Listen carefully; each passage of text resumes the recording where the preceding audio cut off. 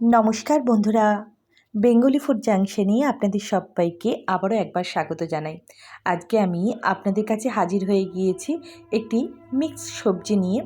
এই সবজিটি খেতে কিন্তু দুর্দান্ত হয়, আর শীতের শুরুতে এই ধরনের সবজি খেতে ভীষণ ভালো লাগে।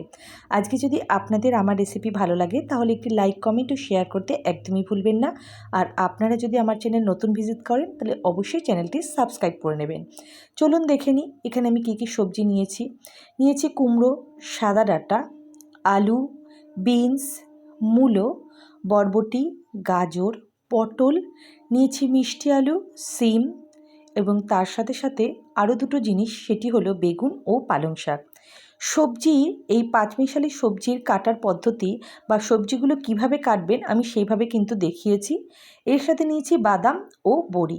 সবজিগুলো তরকারির সবজি একরকম হয়, আর পাঁচমিশালি সবজি যেটি আমরা করি সে কাটিংটাই একটু আলাদা হয়। কড়াইতে সর্ষের তেল দিয়ে আমি লাল লাল করে বাদাম ও বড়িটি ভেজে আলাদা করে তুলে রেখেছি। ওই কড়াইতে আরও একটু তেল দিয়ে আমি ফোড়নের জন্য 5 ফোড়ন ও শুকনো লঙ্কা দিয়ে দিয়েছি। এই ধরনের মিক্স সবজিতে একটু তেল বেশি লাগে, নাহলে খেতে অতটা টেস্টি হয় না। এরপর ফোড়নটি সুন্দরভাবে গন্ধ বেরোলে আমি এর মধ্যে কেটে রাখা সমস্ত সবজিগুলো দিয়ে দেব। আপনারা চাইলে আপনাদের মনপসন্দ আরও নানা ধরনের সবজিও এর মধ্যে ব্যবহার করতে পারেন। আমার ঘরে যেই ধরনের সবজিগুলো ছিল সেটিই আমি এখানে ব্যবহার করেছি। এই সবজি খিচুড়ির সাথে বলুন, রুটি পরোটার সাথে বলুন বা নর্মাল ভাতের সাথেও ভীষণ ভালো লাগে খেতে। আর শীত ও গরম দুটো ধরনেরই সবজি আমি এখানে ব্যবহার করেছি। সবজিগুলো দিয়ে দিয়েছি আমি। এরপর এখানে সামান্য লবণও দিয়ে দেব। প্রত্যেক বন্ধুদের কাছে অনুরোধ করব ভিডিওটি স্কিপ না করে পুরো ভিডিওটি দেখার, তাহলে যখনই আপনারা রেসিপিটি তৈরি করবেন পারফেক্টভাবে তৈরি হয়ে যাবে। লবণ দিয়ে দিয়েছি। লবণ দিয়ে একটু নাড়াচাড়া করে নিয়ে ঢাকা দিয়ে রেখে দেব 5 থেকে 10 মিনিটের জন্য লো টু মিডিয়াম ফ্লেমে। দেখব আস্তে আস্তে সবজিগুলো নরম হয়ে যাচ্ছে। সবজি দেখতেই পাচ্ছেন কালারটিও আস্তে আস্তে চেঞ্জ হচ্ছে এবং অনেকটি পরিমাণও নরম হয়ে এসেছে।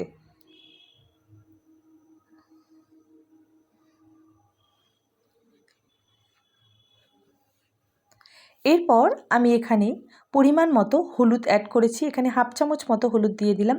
হলুদ দিয়ে আরও একবার ভালো করে নেড়েচেড়ে নিচ্ছি।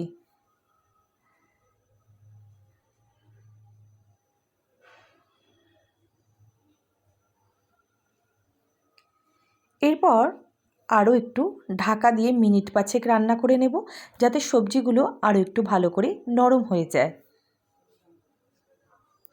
এখন যখন সবজিগুলো 60% মতো রান্না হয়ে এসেছে, সেই পর্যায়ে আমি এখানে কেটে ধুয়ে রাখা পালং শাকের পাতাগুলো দিয়ে দিচ্ছি। এই সময় বাজারে কিন্তু পালং শাক অ্যাভেলেবেল। পালং শাক দেওয়ার পর আমি ঢাকা দিয়ে দিয়েছিলাম। দেখতেই পাচ্ছেন পালং শাক ভীষণভাবে নরম হয়ে সবজির সাথে বেশ ভালোভাবে মিশে যাচ্ছে। এইভাবে বারে বারে ঢাকা দিয়ে দিয়ে সমস্ত সবজিগুলো আমি রান্না করে নেব, যতক্ষণ না সব কিছু পুরোপুরিভাবে রেডি হয়ে যায়। এখন আমি দিয়ে দিলাম স্বাদ অনুযায়ী চিনি। সবজির কালার কিন্তু আস্তে আস্তে চেঞ্জ হচ্ছে, আর এই পর্যায়ে আমি এখানে অ্যাড করেছি সামান্য কাঁচা লঙ্কা ও আদা, যেটি আমি থেতো করে নিয়েছিলাম। আর এখন দিয়ে দিচ্ছি গুঁড়ো করে রাখা বাদাম ও বড়িগুলো। ব্যাস, রান্না শেষের পর্যায়ে সব কিছু দিয়ে আমি ভালো করে মিশিয়ে নিচ্ছি। আমাদের আজকের রেসিপিটি দুর্দান্ত স্বাদ হয়েছে এবং তার সাথে ভীষণ সুন্দর একটি গন্ধ বেরিয়েছে। নামানোর আগে আমি এখানে ধনেপাতা অ্যাড করে দিচ্ছি। আর এটা পুরোপুরি অপশনাল, আপনারা চাইলে দিতে পারেন, কারণ শীতকালে কিন্তু ধনেপাতার গন্ধ বা ধনেপাতা সব কিছুতে বেশ ভালোই লাগে। আজকের এই রেসিপিটি এরপর আমি প্লেটে সার্ভ করে নেব। খুব সুন্দর গন্ধ বেরিয়েছে এবং খেতেও কিন্তু ভীষণ ভালো হয়েছে।